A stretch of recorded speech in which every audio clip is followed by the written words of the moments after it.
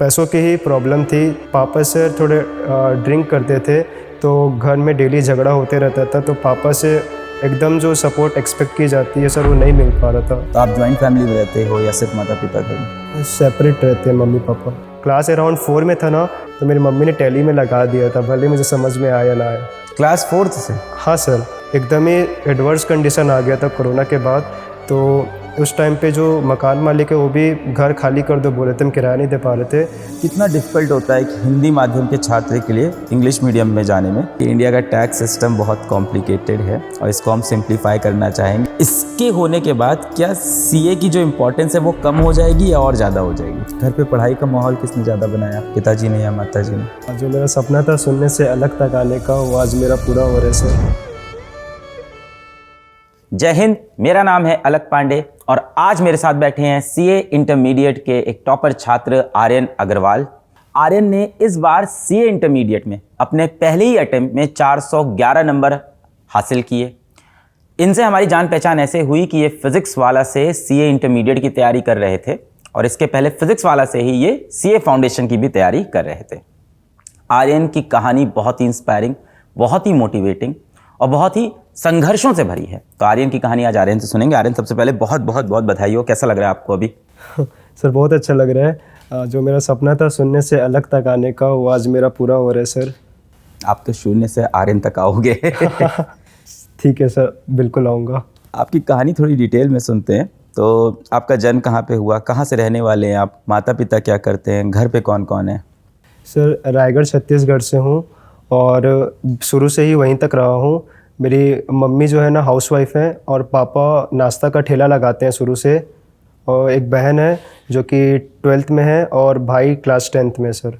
तो आपसे एक छोटा भाई है? हाँ। और एक छोटी बहन है। आप घर पे सबसे बड़े हैं और पिताजी का खाने का ठेला है। किस चीज़ का? सर इडली बड़ा जो नाश्ता होता है ना, उसका ठेला। तो जब आप पैदा हुए, जब से आपने होश संभाले, तब से पिताजी यही काम कर रहे हैं? हाँ सर। और माताश्री हाउसवाइफ हैं। आप जिस जगह से आते हो वो क्या शहर है, टाउन है, कैसी जगह है? शहर ही है सर। शहर है। तो आप जॉइंट फैमिली में रहते हो या सिर्फ माता पिता घर में? सेपरेट रहते हैं मम्मी पापा। सेपरेट रहते हैं। शुरुआती दिनों के बारे में बताएं कि स्कूलिंग कैसी रही, क्या सरकारी स्कूल जाते थे या प्राइवेट स्कूल जाते थे? और क्योंकि पिताजी का खाने का ठेला है, माताश्री हाउसवाइफ हैं, घर पे एजुकेशन का माहौल कैसे था कि आप भाई सीए बनने जा रहे हो? सर क्लास 8 तक मैंने हिंदी मीडियम से पढ़ाई की थी और 8 के बाद मेरी मम्मी और मेरे को भी लगा था कि मैं थोड़ा इंग्लिश की ओर शिफ्ट कर सकता हूँ, कोशिश कर सकता हूँ। तो मैंने ही जिद की थी, तो मम्मी ने लोन लिया और 9th में एडमिशन कराया और 9 से 12 तक इंग्लिश मीडियम में ही सीबीएसई बोर्ड से मैंने पढ़ाई की। उसके बाद भी सर क्लियर तो नहीं था कि सीए करना है, बट 12th में मैंने थोड़ा रिसर्च किया कि कम समय में क्या कोर्स लूँ, क्योंकि मनी की भी प्रॉब्लम थी सर। तो मैंने एनालाइज बहुत किया कि कम पैसों में कम समय में क्या कर सकता हूँ ताकि फैमिली को सपोर्ट मिल पाए। तो सीए ही सर मैंने चूज़ किया। चूज़ करने के बाद भी सर फाउंडेशन एग्ज़ाम में भी ना मुझे इंटरेस्ट नहीं आ रहा था, लेकिन पास हुआ तो सोचा कि कंटिन्यू ही कर लेते हैं। तब से सर इंटरेस्ट आ गया थोड़ा। आपने बताया 8 तक आप हिंदी माध्यम के स्कूल में पढ़ते थे। कौन सा स्कूल था? स्कूल में दोस्ती यारी कैसे थी? पढ़ाई में आप कैसे थे?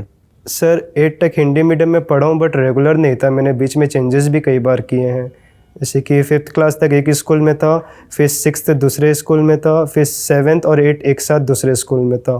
क्या रीज़न रहता था स्कूल ऐसे बदलने का? सर पैसों की ही प्रॉब्लम थी। तो फैमिली में जो मेंबर्स हैं सपोर्ट करते थे, कई बार मम्मी लोन लेती थी तो चेंजेस करने पड़ जाते थे, पैसों की दिक्कत थी सर। तो स्कूल की फ़ीस ज़्यादा हो जाती थी तो किसी सस्ते स्कूल में, या क्या रीज़न होता था? सर क्लास 5th तक जो स्कूल था ना, उसके बाद मेरे मौसा जी आए थे। उन्होंने बोला कि चलो हम आपको पढ़ाते हैं। तो 1 साल उनके सिटी में पढ़ा। उसके बाद वापस आके जब मैं अपने सिटी होम टाउन आ गया तो मेरी मम्मी ने और थोड़े अच्छे स्कूल में एडमिशन कराया 7th 8th के बाद। फिर मैंने इंग्लिश मीडियम में एडमिशन लिया। तो ऐसे चेंजेस होते रहते थे सर। पढ़ाई में कैसे थे जब आप छोटे थे?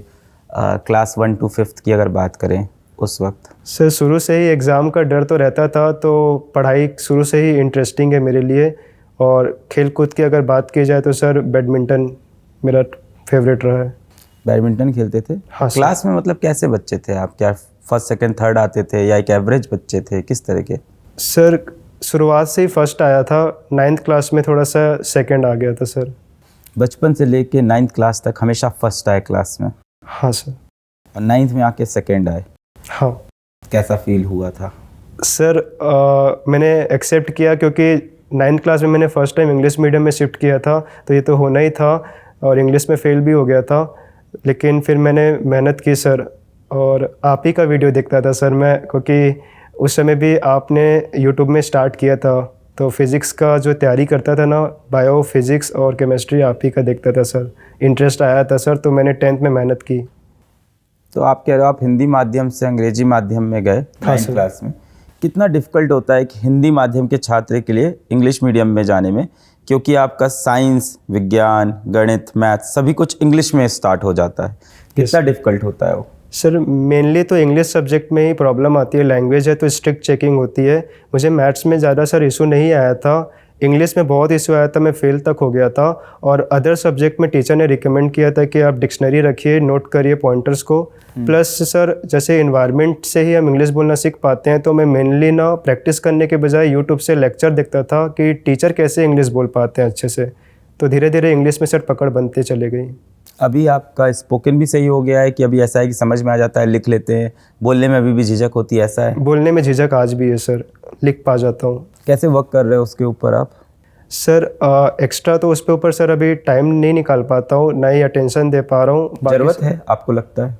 नहीं सर, नहीं है। नहीं है। ये बात आपको कब रियलाइज़ हुई कि ज़रूरत ही नहीं थी इतनी ज़्यादा भी अंग्रेजी सीखने की, कि बोलना भी आना चाहिए? सर उसके 10th क्लास के बाद जब भी मैंने एग्ज़ाम दिया है, तो इंग्लिश सब्जेक्ट में तो कम मार्क्स आए, बट अदर सब्जेक्ट में मार्क्स आते थे। और मैंने टीचर से रीज़न भी पूछता था कि मैंने तो इंग्लिश अच्छी नहीं है, फिर भी आप मार्क्स दे रहे हो। तो उनका यही कहना था कि हम ग्रामेटिकल एरर्स को नहीं देखते, आपका कॉन्सेप्ट सही होना चाहिए। तो फिर मैंने सर रियलाइज़ किया कि कॉन्सेप्ट ही सही चीज़ है, इंग्लिश ज़्यादा मतलब नहीं आए तो भी कोई प्रॉब्लम नहीं है। पिताजी आपने बताया कि खाने का इडली का ठेला लगाते हैं, तो घर पे पढ़ाई को लेके किसने माहौल बनाया, पिताजी ने या माताश्री ने? शुरुआत में आपको पढ़ाता कौन था घर पे? क्या ट्यूशन टीचर लगा था शुरू से? सर मैं यूट्यूब से ही पढ़ता था, मेरा मोबाइल मेरे को सर बचपन से मिल गया था, तो यूट्यूब में मेरे को ना बहुत सारे वीडियोस मिलते थे, तो मैं शुरुआत से ही उसी से पढ़ता था। तो ऐसे ही मैंने सर माहौल बनाया, कोई ट्यूशन मैंने नहीं अटेंड किया सर। घर पे पढ़ाई का माहौल किसने ज़्यादा बनाया, पिताजी ने या माताजी ने? सर मेरा ही रहता था, और मम्मी लोन लेके पढ़ाती थी ना, तो मम्मी से मेरे को मोटिवेशन मिला है हमेशा। ये लोन रिलेटिव से होते थे, रिश्तेदारों नहीं से? सर, एक महिला समिति का ग्रुप बनता था, जो कि 1 ईयर के लिए आपको मेनली जो फीमेल्स होती हैं, मेरी मॉम को लोन ग्रांट करती थी, और फिर मॉम उसको धीरे धीरे रीपे करती थी सर। इसमें ब्याज भी लगता है? हाँ सर, इंटरेस्ट लगता है। और ये सारा पैसा चुकाते हैं फिर पिताजी कमा के, या उस तरह से? सर मैं अर्निंग करना स्टार्ट कर दिया था 11th क्लास से, कि पापा सर थोड़े ड्रिंक करते थे, तो घर में डेली झगड़ा होते रहता था, तो पापा से एकदम जो सपोर्ट एक्सपेक्ट की जाती है सर, वो नहीं मिल पा रहा था। फिर मैंने स्टार्ट की सर अर्निंग करना।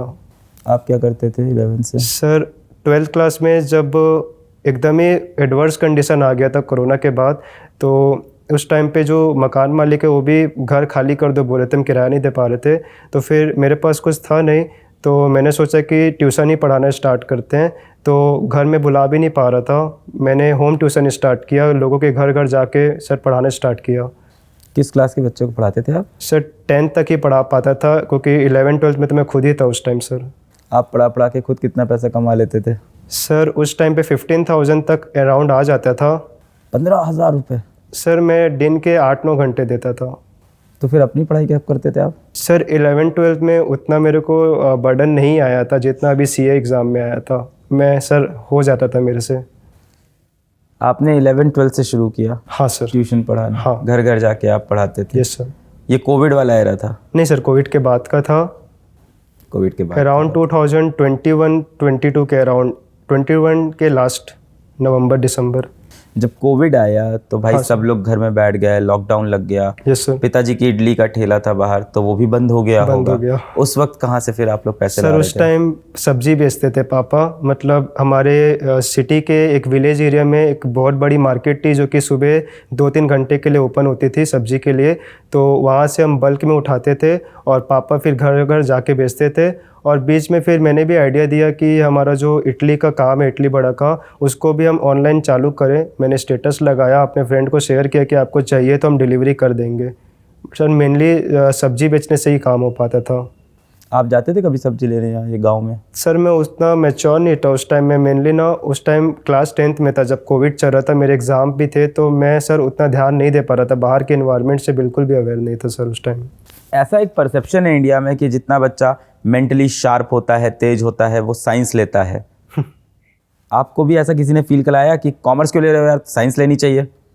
सर जो साइंस लिए ने मेरे स्टूडेंट्स, जो और भी मेरे क्लासमेट्स हैं या जिनसे भी मेरी बात होती है, तो उनको मैं देखा हूँ कि सर कॉमर्स से उनको पूरा नफ़रत टाइप का है। मैं थोड़ा सा भी अगर गाइड कर दूंगा ना कॉमर्स के लिए, कुछ अच्छी बातें बता दूंगा, तो वो रिग्रेट करते हैं, मतलब वो मेरे को सुनाने लग जाते हैं।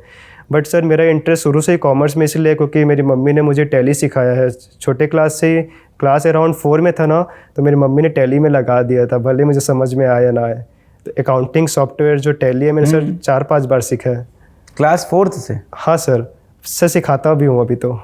टैली सीख के क्या आप लोगों का इनकम टैक्स फाइल करने लग गए थे क्लास 9-10 से? नहीं सर, बेसिक जो एक बच्चों को आइडिया होनी चाहिए, जो एक कॉलेज का बच्चा है जो सीए से एकदम अलग है, उसको कोई आइडिया नहीं है, तो उनको जर्नल एंट्री, बिलिंग करना, ये सब मैं उसको सिखा देता हूँ सर।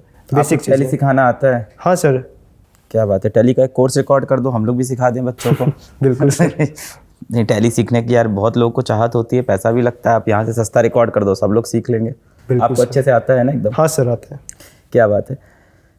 ये जो बात थी कि सीए बनेंगे, कॉमर्स लेंगे, ये फैसला क्यों लिया? मतलब ये इसलिए पूछ रहा हूँ क्योंकि इधर आप नॉर्थ इंडिया में देखो, थोड़ा सा ये स्टीरियोटाइप है कि जो बच्चा पढ़ाई में अच्छा होता है वो साइंस लेता है, हाँ, अदरवाइज कॉमर्स मिल जाता है। कुछ बच्चों का मन भी होता है कॉमर्स लेने का, जबकि शॉकिंगली गुजरात के अंदर ज़्यादातर बच्चा 10th के बाद कॉमर्स लेना चाहता है और पेरेंट्स भी उसको कॉमर्स दिलाते हैं। More than 70% students take commerce in Gujarat after class 10। Gujju भाई को क्लियर है, धंधा करना है, कॉमर्स करना है, साइंस वाले संभाल लेंगे। आपने डिसीजन कैसे लिया? सर मनी ही मेरा एक मेन फैक्टर था। मैं हमेशा से सोचता था कि कैसे मैं अपने पेरेंट्स का कंडीशन कम समय में सुधार पाऊँ और एक अच्छा, मेरे को अच्छा डिग्री मिल जाए कम समय में। तो मैं रिसर्च तो यही करता था, मैं हमेशा सीए की ओर ही जा पा रहा हूँ सर। मेरे को जब भी मैं यूट्यूब वीडियो देखता हूँ ना, तो मेरे को सीए ही बेस्ट लगता है। कम समय में, कम इन्वेस्टमेंट से आप बहुत कुछ एक अच्छी प्रोफेशन में आ सकते हो। तो कॉमर्स में ही सर इसीलिए इंटरेस्ट था। और जब साइंस की बात आती थी ना, तो मेरे को लगता था कि मेरे पास उतना है ही नहीं कि मैं इन्वेस्ट कर पाऊँगा। कॉलेज करना, बाहर जाना, सर मेरे को कॉमर्स ही ठीक लगता था इस सब चीज़ को देखकर। जिस तरह के घर से आप आते हैं, पिताजी भी एकेडमिकली इतने स्ट्रांग नहीं लग रहे हैं मुझको, माताश्री भी पढ़ाई लिखाई में इतना स्ट्रांग नहीं, वहाँ से आप सीए बनने का सपना देखते हो। कितना टफ है सीए का एग्ज़ाम अगर अभी देखें फाउंडेशन इंटरमीडिएट को? फाउंडेशन एग्ज़ाम सर निकल जाता है क्योंकि मेनली क्लास 11-12 की ही कंटेंट रहती है, कुछ एक्स्ट्रा भी आजकल आया है, बट वो हो जाता है अगर बच्चा थोड़ा सा भी अच्छे से पढ़ाई करे, टीचर की बातों को सुने। बट इससे निकलने के बाद जब वो इंटर में आता है ना सर, तब उसकी रियल टेस्टिंग होती है, उसे दिन भर लगे रहना पड़ता है। मतलब सर कॉन्सेप्ट अगर उसके क्लियर नहीं है, अगर उसने रट लिया है, तो वो बिल्कुल पास नहीं हो पाएगा। तो आपको कंसिस्टेंटली सर 1 ईयर तो मेहनत करनी ही पड़ती है। पहली बार कब डिसाइड किया सीए बनने के लिए? सर 12th के बाद ही मैंने डिसाइड कर लिया और एकदम क्लियर हो गया जब मैंने फाउंडेशन क्लियर कर लिया। फिज़िक्स वाला से इंट्रोडक्शन कब हुआ? सीए की कोचिंग कब आपने सोचा कि फ़िज़िक्स वाला से करेंगे? ये कहानी सुना है सर। जब मैं 9th क्लास में इंग्लिश मीडियम में आया था ना, तो मैं आपकी वीडियो देखता था, तब तो मेरे को पता था कि फ़िज़िक्स वाला, फ़िज़िक्स साइंस ये सब पढ़ाते हैं। बट जब मेरा लक इतना अच्छा है कि सर जब मैंने सीए स्टार्ट किया ना, तभी आपका बैच लॉन्च हुआ था यूट्यूब पे फ्री ऑफ कॉस्ट। तो मैंने सोचा कि चलो यार देख लेते हैं एक बार कैसा है। तो देखकर मुझे बिलीव हुआ कि इंटर भी आप ही के साथ करना है, और फिर मैंने सर इंटर की बैच परचेज़ की। और फाउंडेशन की पढ़ाई आपने खुद से की थी? खुद से की थी सर। फिर इंटर का आपने यहाँ बैच लिया। और वो कौन सा बैच था? उद्देश्य रेगुलर सर। फिर उसकी जर्नी बताएं, अपनी सीए इंटरमीडिएट की तैयारी की, क्या शेड्यूल होता था? क्योंकि उद्देश्य रेगुलर में जहाँ तक मुझे याद है, रोज़ की कुछ 7-8 घंटे की क्लासेस चलती हैं शायद। Yes sir. ऐसे ही है, तो वो थोड़ा शेड्यूल बताएं कैसे मैनेज करते थे? सर लाइव बैच था, बट मेरा शेड्यूल ऐसा था कि मैं रिकॉर्डेड ही देख पाता था। मैं आपको डिटेल में बता देता हूँ। सुबह सर 4:30 बजे उठने के बाद ना 7 से 9 टैली पढ़ाने जाता था मैं। तो उस टाइम पे पहला जो अकाउंट्स की क्लास होती थी ना, वो चालू हो जाती थी, तो उसे तो मैं बिल्कुल नहीं देख पाता था। लेकिन जब मैं 9 बजे घर आ जाता था नाश्ता करने के लिए, तब मैं अकाउंट्स की क्लास इस स्पीड में थोड़ा रिकॉर्डेड देखता था। उसके बाद सर जब बच्चे स्कूल से आते हैं अराउंड 2 o'clock को, हर एक स्कूल की छुट्टी हो जाती थी, तो मैं 3 बजे से रात को 8-9 बजे तक तो ट्यूशन पढ़ाता था। तो उस पढ़ाते हुए टाइम पर भी मैं जब बच्चों को लिखने के लिए कुछ वर्क देता हूँ तो उस टाइम पे मैं अपना रिकॉर्डेड सेशन देख लेता था, और जब एट लास्ट 9 बजे घर आ जाता हूँ ना, तब जो एक्स्ट्रा बच गया है उसको देख लेता हूँ, या तो मेरे को लगता है कि कुछ मिस हो गया या कुछ होमवर्क मिला तो उसे कर लेता हूँ। तो मेनली सर रिकॉर्डेड ही देख पाता था। कुछ छूट भी जाता था रोज का, क्योंकि आप छूट ट्यूशन जाता पढ़ाने था। में ही 7-8 घंटा निकाल रहे हो। बिल्कुल छूटता था सर, बहुत हद तक छूटता था। तो मैं उसको संडे को कवर कर लेता था, और कई बार तो चैप्टर भी छूट जाते थे मेरे। ऐसे में कभी ऐसा लगता था कि यार मेरा तो निकलेगा नहीं, मैं ट्यूशन क्यों पढ़ा रहा हूँ, क्या मैं ट्यूशन पढ़ाना छोड़ दूँ तो मेरा पेपर निकल जाएगा? सर ओवरऑल तो नहीं लगा था, बट कुछ स्पेसिफिक सब्जेक्ट है जिनमें जस्ट लाइक ऑडिट में और एफएमएसएम में तो मैंने पूरा होप ही खो दिया था एट लास्ट कुछ महीनों में। तो मैंने एग्ज़ाम के 1-2 महीने पहले बच्चों को बोल दिया था कि ये मेरे एग्ज़ाम आ गए हैं, अब मैं थोड़ा बंद कर रहा हूँ ट्यूशन। तो मैंने 1 महीना तो पूरा क्लोज ही रखा था, और मैंने ऑडिट को पूरा फोकस किया, एफएमएसएम को ही फोकस किया। तो 2 सब्जेक्ट ने सर मुझे बहुत डराया था ये। सीए जो बनते हैं, चार्टर्ड अकाउंटेंट जो बनते हैं, उनका फाइनेंशियल मैनेजमेंट बहुत अच्छा माना जाता है, यही उनका मेन रोल भी है। आप अपने घर का भी कुछ फाइनेंस मैनेजमेंट कर पाते हो? ऐसा कुछ आपने स्पेशल किया इस तैयारी के दौरान? आपने कुछ ऐसा सीखा कि आप अपने खर्चे भी मैनेज करते हो, लिखते हो कि आज कितना खर्चा किया, कितना बचा, क्या सेव करेंगे? सर घर का रेंट और इलेक्ट्रिसिटी का रिकॉर्ड तो रखता हूँ, ये मैं करता हूँ। राशन भी कभी कभार पापा ला देते हैं, कुछ महीनों के लिए मैं भी ला देता हूँ। और भाई बहन का जो छोटा मोटा एक्सपेंस है वो भी करता हूँ। टैली पे तो नहीं चढ़ाते उसको? टैली पे नहीं चढ़ाता सर, लेकिन जो बच्चों को ट्यूशन पढ़ाता हूँ ना, उनको एक बिल जनरेट करके देता हूँ, तो उसको चढ़ाता हूँ सर। बिल जनरेट करके देते हो? सर बिना टैक्स वाला बिल है, लेकिन एक अच्छा रिकॉर्ड रखने के लिए मैं थोड़ा सा सिस्टमेटिक वे में काम करता हूँ सर टैली का। हाँ, अभी टैक्स तो वहाँ पे कहाँ।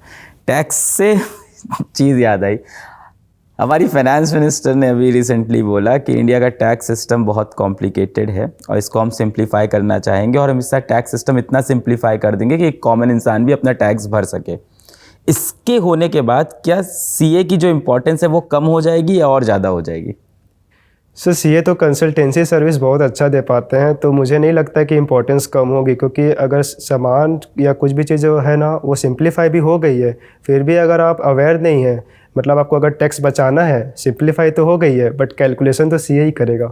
तो कंसल्टेंसी सर्विस सर अभी भी डिमांड में है सर।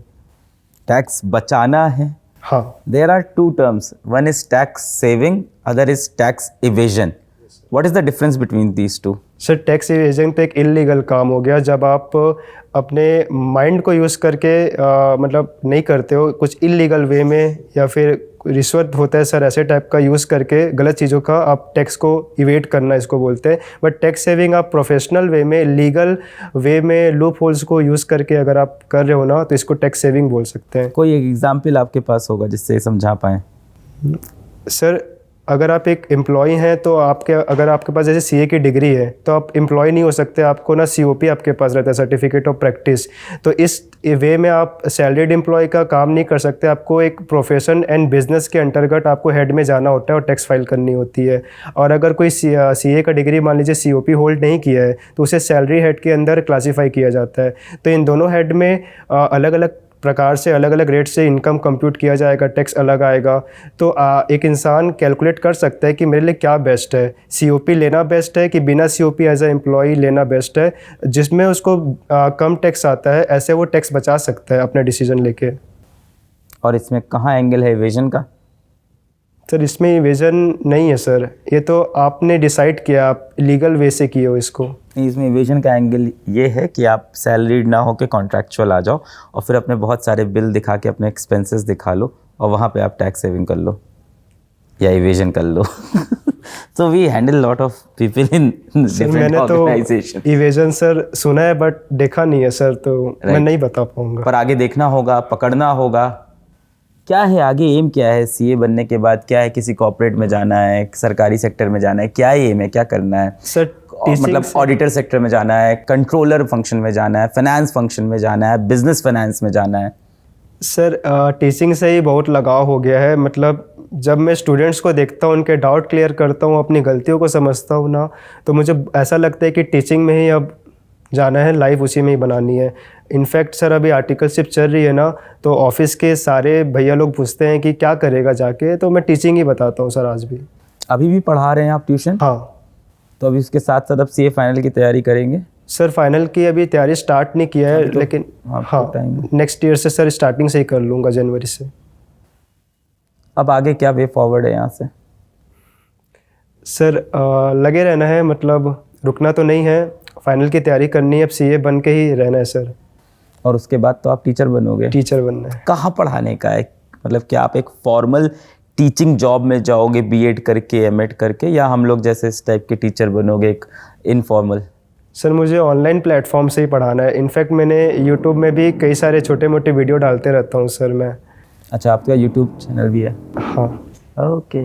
एक लंबी जर्नी होती है सीए इंटरमीडिएट की प्रिपरेशन की। इस दौरान कंसिस्टेंट रहना बहुत बड़ा प्रॉब्लम होता है बच्चों का। आप तो साथ में ट्यूशन्स भी पढ़ा रहे थे घर जा के, किस तरह से आपने कंसिस्टेंसी मेंटेन की, और कभी कभी जब टूट जाती थी कंसिस्टेंसी तो कैसे आप कम बैक करते थे? सर स्टार्टिंग में जब एकदम ही नया सिलेबस मेरे सामने आया था तो मैंने थोड़ा सा रटने की कोशिश की थी कि मेरे को भी समझ में नहीं आता था, बट जैसे जैसे सर आगे बढ़ता गया, टीचर का तो सिलेबस कंप्लीट हो जा रहा है बट मेरी प्रैक्टिस पीछे रह गई है, तो एक एग्ज़ाम का डर सर मन में आ रहा था, बर्डन क्रिएट हो रहा था सर मेरे में। एग्ज़ाम का डर ही मेरे को पढ़ने को मजबूर करता था, ये तो एक रीज़न है मेरा। सेकेंडली मैं रात को पढ़ लेता था और सुबह आराम से उठता था, तो रात को मैं अपना काम निपटा के ही सोता था ताकि कुछ बैकलॉग ना रहे सर। कितने घंटे सोते थे लगभग आप इस जर्नी में? सर रात को 12 से सुबह 6 तक 6 घंटे हो जाते। 6 घंटे सुबह उठते ही क्या करते थे 6 घंटे के बाद? सर तुरंत ना मैं तैयार हो जाता था क्योंकि 7 बजे टैली पढ़ाने जाना ही पड़ता था। टैली कितने बच्चों को पढ़ाते थे आप? सर वो एक सेंटर है, मेरा खुद का सेंटर नहीं था, वहाँ जो भी एडमिशन लेता था उन सबको पढ़ाना पड़ता था, तो अराउंड 20 बच्चे रहते थे। ये बच्चे कौन होते थे जो टैली सीखने आते थे, किस उम्र के होते थे? सर कोई एज लिमिट नहीं है, वहाँ पे कॉलेज का बच्चा 11-12 का या कोई ओल्ड एज का मैन भी आ सकता था। तो आपसे बड़ी उम्र के बच्चे भी होते थे कई बार जिनको आप टैली सिखा रहे? बिल्कुल सर। अभी आपने एक चीज़ बोली कि मेरे को एग्ज़ाम का जो डर था वही मोटिवेट करता था। ये बड़ा डिबेटेबल चलता है हमेशा, that the fear of failure या फियर ऑफ फॉलिंग जो होता है, आपको क्या लगा, ये पॉजिटिव पुश था आपके लिए? सर एग्ज़ाम का डर तो था बट ये डर नहीं था कि मैं फ़ेल हो जाऊंगा। सर मैंने जनवरी से ही हर एक चीज़ को लिख लिया था, ये चैप्टर मेरे को इस मंथ तक कंप्लीट करने हैं, तो वो मुझे एक मोटिवेट करता था कि सब चीज़ रिकॉर्डेड है, हर एक चीज़ मैंने लिख ली है, तो मैं फ़ेल हो ही नहीं सकता। हाँ अगर मैं उसको नहीं करता ना सर तो सब चीज़ मैस हो जाता और लास्ट में मेरे को बहुत डर रहता कि मैं फ़ेल पक्का हो जाऊँगा। शॉर्ट नोट्स बनाते थे आप कभी? सर शॉर्ट्स नोट्स मैंने नहीं बनाए हैं बट हर एक चीज़ को मैं लिख लेता था कि आज के दिन मेरे को रात तक ये करके ही सोना है। रिवीजन कैसे करते थे? सर रिवीजन ना बैच तो मैंने कंप्लीट देख ही ली है, बट किसी टॉपिक पर अगर मुझे डाउट आता है तो मैं यूट्यूब से कुछ शॉर्ट्स आजकल आते हैं ना, तो उससे एक बार देख लेता था, या तो मैं गूगल से पीडीएफ या समरी नोट निकाल लेता था किसी और भी टीचर्स के। शॉर्ट्स देख लेते थे? सर शॉर्ट्स में ना कई बार कुछ अच्छे इंपॉर्टेंट टॉपिक्स को 1 मिनट में कवर कर लेते थे, ऐसे सर डले हुए हैं यूट्यूब पे। है? हाँ पूरा रिवीजन हो जाएगा उससे? हाँ सर कुछ चैप्टर हैं, ऐसे इनकम टैक्स में एक चैप्टर है सर वैल्यू ऑफ सप्लाई, उसमें 3 सेक्शन है, उन तीनों को जसमीत सर ने 1 ही मिनट में वीडियो बना के डाला है। 1 मिनट में पूरा चैप्टर? सर चैप्टर में है ही नहीं ज़्यादा कुछ, लेकिन जो भी है ना उसको ख़त्म कर देते हैं सर 1 मिनट में। श्योर हो ना? Sure sir. आपके मार्क्स चेक करने पड़ेंगे मुझे, आप शॉर्ट से पढ़ के तो पेपर नहीं निकाल रहे। नहीं सर शॉर्ट से तो नहीं पढ़ा हूँ। बहुत बढ़िया, बहुत अच्छा लगा। घर वालों को कैसा लगा रिजल्ट आने के बाद? उनके लिए तो सर नॉर्मल बात हो गई थी, शुरू से ही सर फर्स्ट आ रहा था ना। हमेशा से, क्योंकि आप फर्स्ट आ रहे थे। हाँ सर बिल्कुल एक्साइटमेंट का माहौल नहीं था, खुद मैं सर एक पल के लिए एक्साइटेड नहीं हो पा रहा था। खुशी दी नहीं घर वालों ने? मिठाई लाओ, हम लोग मिठाई खिला के थोड़ी हम ही लोग खुशी दे देते हैं इनको। छोटे भाई बहन खुश हुए थे? कोई नहीं। तो उन लोग क्या चाह रहे थे कि टॉप करेंगे आप? सर हिंदी मीडियम से है, उनका तो पता भी नहीं कि सीए करता क्या है, और मैं क्या कर रहा हूँ वो भी एक पल के लिए अवेयर नहीं है वो। आपके छोटे भाई बहन को नहीं पता सीए क्या करता है? नहीं सर। मम्मी को? मम्मी को पता है सर। तो छोटे भाई बहन आपके बड़े हो गए 10th में? हाँ बट सर अब 11-12 में कॉमर्स लेंगे तभी पता चलेगा। ट्रे तो एकदम राजाओं आजा महाराजा वाली एकदम लाल कपड़े में भयानक। लो भाई बधाई हो, हम लोग सेलिब्रेट करते हैं। Thank you sir. बहुत बधाई हो। अभी आगे फाइनल बाकी भी है, वो भी निकाल के आइए, फिर से आपसे बात करते हैं। बहुत कॉन्ग्रेचुलेशंस। Thank you sir. तो आर्यन की कहानी बहुत ही इंस्पायरिंग थी। आई होप आप लोग को भी बहुत कुछ सीखने को मिला हो। फिर मिलेंगे आपसे। जय हिंद।